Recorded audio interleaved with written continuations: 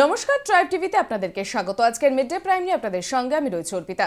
শুরুতেই যে খবরের দিকে চোখ রাখবো, বৃহস্পতিবারের পর ফের শুক্রবার তীব্র ভূমিকম্পে কেঁপে উঠল ভূস্বর্গ জম্মু কাশ্মীর। শুক্রবার ভোর 3:30 নাগাদ ভূমিকম্পে কেঁপে ওঠে জম্মু কাশ্মীর। রিক্টার স্কেলে কম্পনের মাত্রা ছিল 3.4।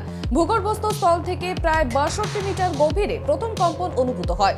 যদিও দুদিনে মোট 3বার হওয়া ভূমিকম্পে তেমন কোনো ক্ষয়ক্ষতির খবর মেলেনি। বাঁকুড়া জেলার কোতুলপুরে শব্দবাজি নিষ্ক্রিয় করল সিআইডি বোম ডিসপোজাল স্কোয়াড। সূত্রের খবর, বাঁকুড়ার কোতুলপুর থানার ভিন্ন এলাকা থেকে বাজেয়াপ্ত করা অবৈধ শব্দবাজি রিকভার করা হয়।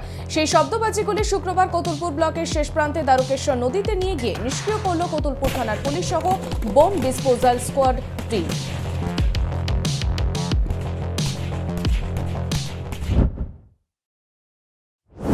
জঙ্গি সংগঠন আল কায়দার সঙ্গে যুক্ত থাকার অভিযোগে 34 জন সন্দেহভাজন গ্রেফতার করল পুলিশ।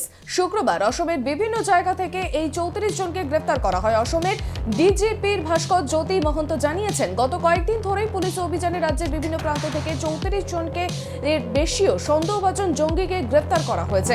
ধৃতরা বাংলাদেশ এবং আল কায়দা জঙ্গি সংগঠনের সঙ্গে জড়িত। এক ধাক্কায় দেশে অনেকটাই কমল করোনা অ্যাক্টিভ কেসের হার। কেন্দ্রীয় স্বাস্থ্য মন্ত্রকের তথ্য অনুযায়ী গত 24 ঘন্টায় ভারতে নতুন করে করোনায় আক্রান্ত হয়েছেন 10,256 জন।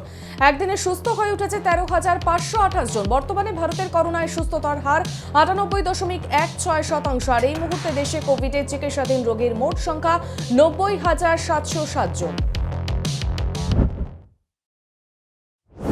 গরু পাচার মামলায় 14 দিনে সিবিআই হেফাজত হয়েছে বীরভূমের কেষ্ট মণ্ডলের। এবার অনুব্রত মণ্ডলের হাতছাড়া হলো 3 বিধানসভা কেন্দ্র, কেতুগ্রাম, মঙ্গলকোট, আউশগ্রাম। এই 3 বিধানসভা কেন্দ্র দেখভালের দায়িত্ব পেলেন রবীন্দ্রনাথ চট্টোপাধ্যায়।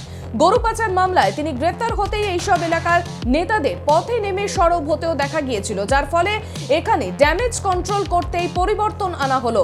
নিজের জেলায় তাকে রেখে দিয়ে এই 3টি বিধানসভা এলাকা থেকে তাকে সরিয়ে দেওয়া হয়।